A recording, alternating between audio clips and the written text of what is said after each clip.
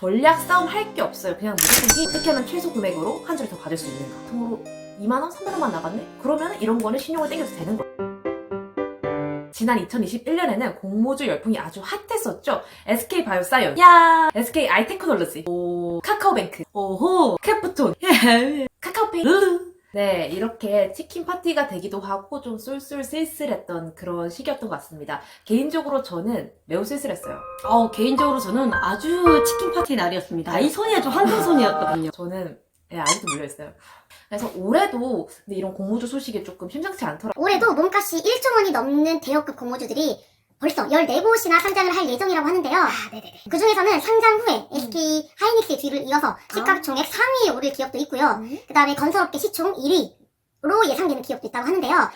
오늘은 그래서 2022년에 놓치면 큰일 나는, 놓치면 나만 손해인 대여급 공모주 3개에 대해서 알아보겠습니다.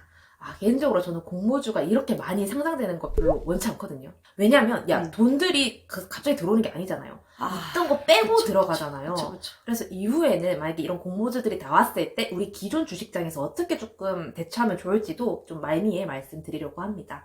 네, 사실 근데 뭐 치킨 파티 대여라고 해봤자 이제 중복 청약 금지된 거 아시죠?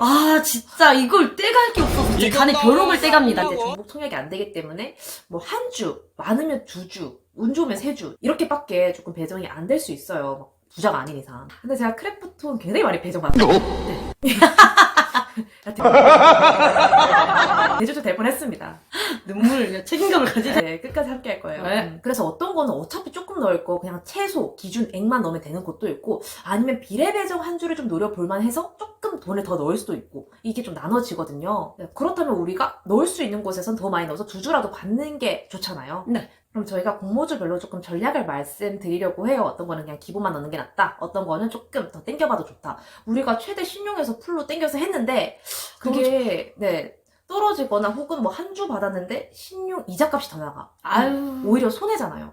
다른 것도 뭐 주간사, 뭐 물량 이런 것도 굉장히 중요하지만 그래서 전략을 어떻게 짜야 되는데 어떤 데다 돈을 얼마나 넣어야 되는데 이게 진짜 궁금한 거 아니겠습니까? 그렇죠. 그래서 오늘 조금 끝까지 함께 하시면 더 좋을 것 같습니다.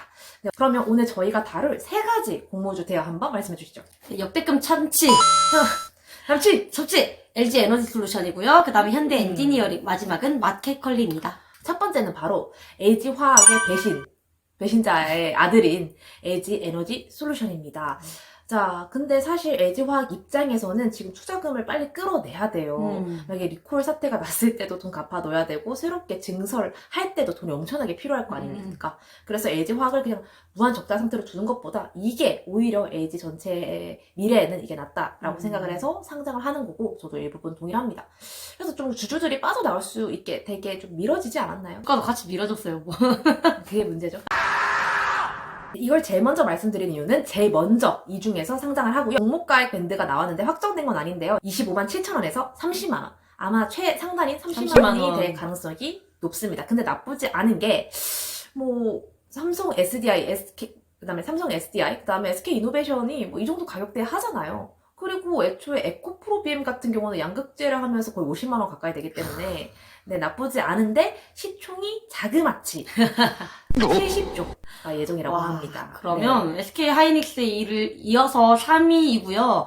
진짜 잘만 하면 2위 자리까지도 견줘볼 만하지 않나 이 정도래요. 왜 30만 원이 이렇게 시총이 많지 했는데 물량이 많이 풀렸습니다. 생각보다 좀 물량을 많이 배정해줬는데 30%를 배정을 했어요. 일반 주주들에게 1200만 주 정도 배정을 합니다. 이 정도면은 되게 크게 배정을 하는 편인 거예요.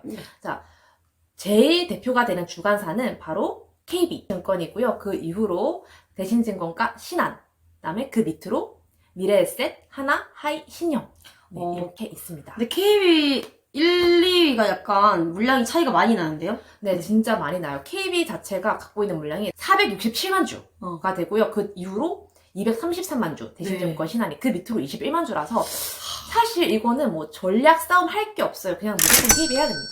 2배나 차이 나서. 그래서 저도 SK IT 때도 한번 해봤는데 물량을 제일 많이 주는 쪽이 그냥 그래도 한 주라도 더 잘 받아가더라고요. 그리고 20일 계좌 개설 제한이 있는 거 다 아시죠? 그래서 그 전날에 나는 다 만들겠어! 이러면은 안 되고요. 빨리 해야 돼, 빨리. 영상이 그 전에 나가야 되는데. 노력해 보겠습니다. 그러면 KB증권에서 하고, 그러면 이제 균등 배정과 비례 배정을 알아봐야죠. 균등 배정은 그냥 넣으면 균등하게 한 주씩 주겠다. 이건데요. 경쟁률이 그렇게 치열하지 않으면은 균등 배정 물량이 많아지겠죠. 네. 그래서 여기가 지금 467만 주를 갖고 있으니까 제가 KB증권 한 몇 명 가입자 될까 좀 예상을 해봤거든요. 네. 그 원마켓 하시잖아요. 글로벌 원마켓. 네네네. 그 100만 명이 지금 가입돼 있대요. 근데 그 귀찮아서 많이 안 해요. 훨씬 많을 거야. 그쵸. 한국 주식 하고 있는 사람 다 치면은 200만 명 될 것 같거든요.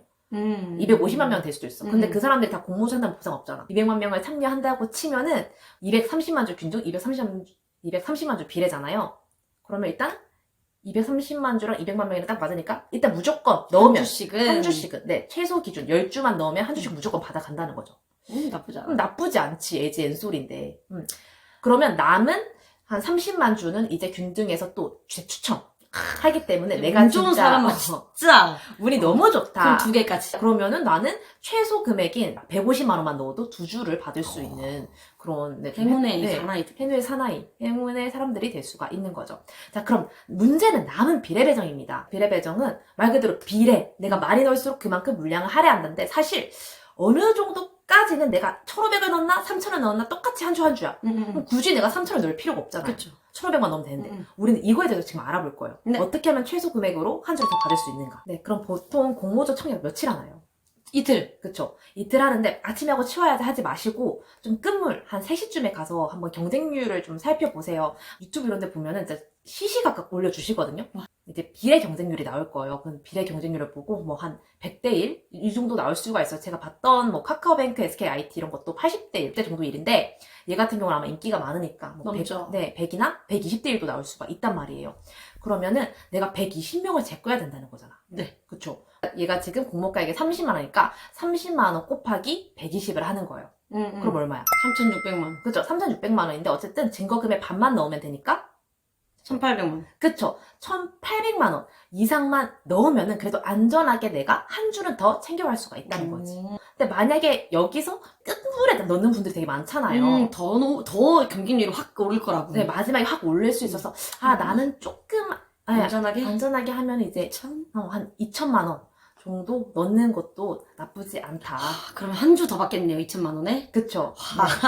이자 제발 나와주세요. 그러니까 그래서 제가 저번에 SKIT 할 때도 저는 솔직하게 말씀드리면 저는 3천만 원 넣었거든요. 얼마 이자 나왔어요? 3천 넣었는데 1,800만 원인가 넣으신 분이랑 제가 똑같이 배정을 받은 거예요. 그래서 그러면 너무 억울하잖아요. 그래가지고 제가 그 이후로 한번 어떻게 전략을 짜면 좋을지 생각을 해서 이렇게 이제 말씀을 드리는 겁니다. 근데 뭐 이게 정확하다는 건 아니에요. 근데 누가 여기 있는 남은 100명 중에 다른 분들이 막 수십억씩 넣으면은 답이 없어. 답이 없는 거야. 근데 이거는 이제 평균적으로만 말씀을 드리는 거예요. 그래도 한번 이용해 보셨으면 좋겠다 라는 생각이 들어요. 그러면 이제 얘가 만약에 따상을 아마 못할 거예요. 따상 힘들어요 요새. 힘든데 따까지만 해도 얼마야?